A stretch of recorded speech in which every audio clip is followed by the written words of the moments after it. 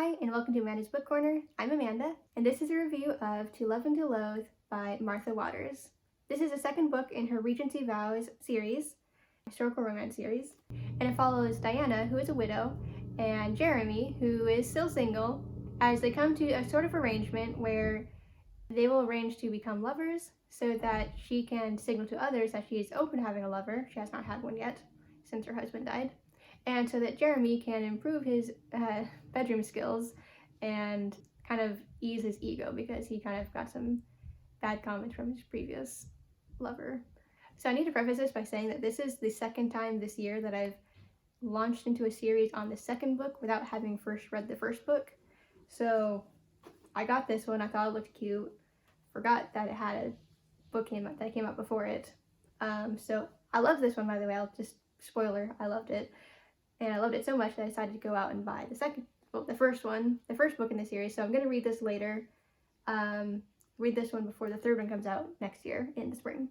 So with that in mind, I wasn't previously familiar with these characters, but that's no hindrance. I dove in very easily and actually really enjoyed all of the characters. And I have to say, this is probably the funniest historical romance book I've ever read. To be fair, I've only read a few other authors. I've read Evie Dunmore's books and Harper St. George's two recent books that came out this year. I haven't really read any other historical romances, so Martha Waters is my third author that I'm trying out. And more so than the other two, I would say her book, it's hilarious. It's kind of like an enemies to lovers romance, but I wouldn't really call them enemies per se. They're more like, they have lots of playful, witty banter with each other. They like to, make fun of each other and pull each other's legs a little bit, but it's usually harmless enough. But they're so funny together. I was literally laughing out loud throughout this book. Like, I kept making note of different scenes that I thought were hilarious that I just want to remember and turn back to in the future. So this book is really light and really comical, but that doesn't mean that it's complete fluff and doesn't have any depth to it. It actually does have a lot of depth. One thing I liked is that once Diana and Jeremy start to get to know each other a little bit more, spend more time with each other, the banter kind of starts to transition into them being a little bit more open and honest with each other and being tender with each other. So we start to learn more of, for example, Jeremy's backstory, and we know from the beginning that his older brother was killed in an accident about 6 years before the main events of this book.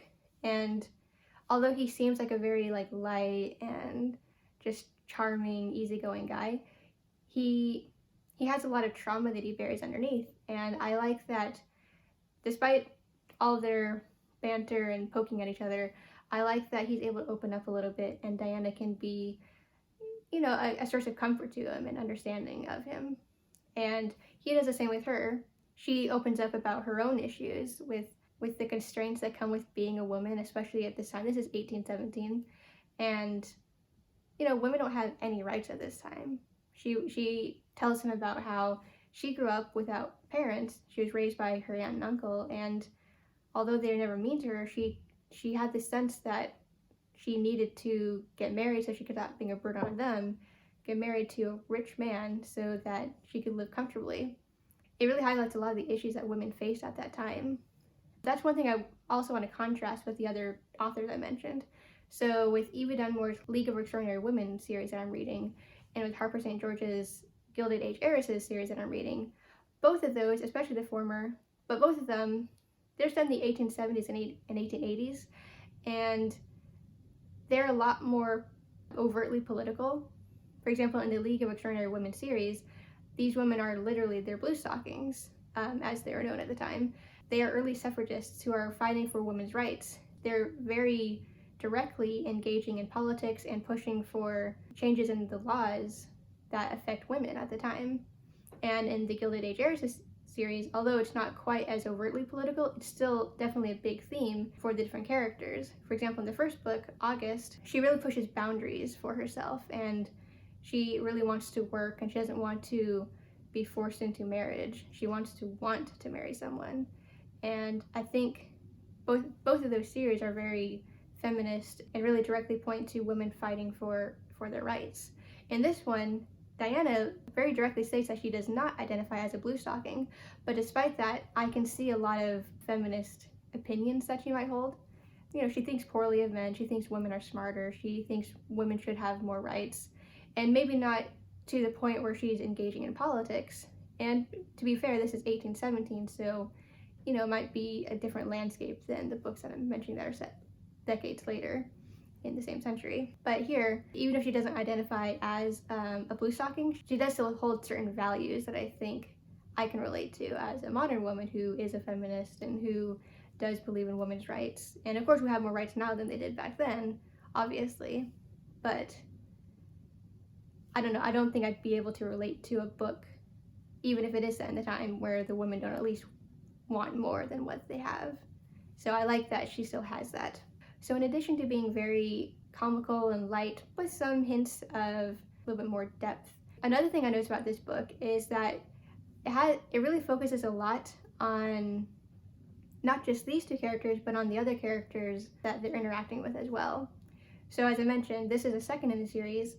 There are a lot of nods to the first book where Violet and Audley, Violet had faked an illness to kind of win back her husband.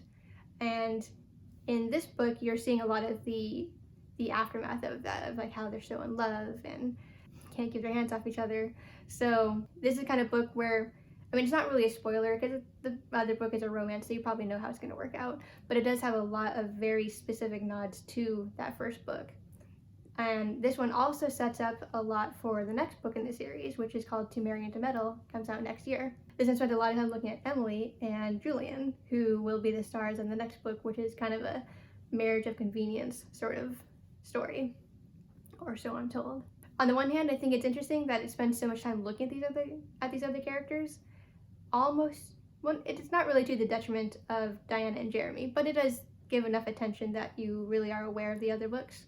And that might actually be a good thing too, because it made me more excited to go back and read the first one, and I'm pretty excited for the next one as well. So there is that. It does make it very cohesive and make you really want to get into the other stories too. It works as a standalone, but it also feels very much enveloped in the series. So I think it really works both ways.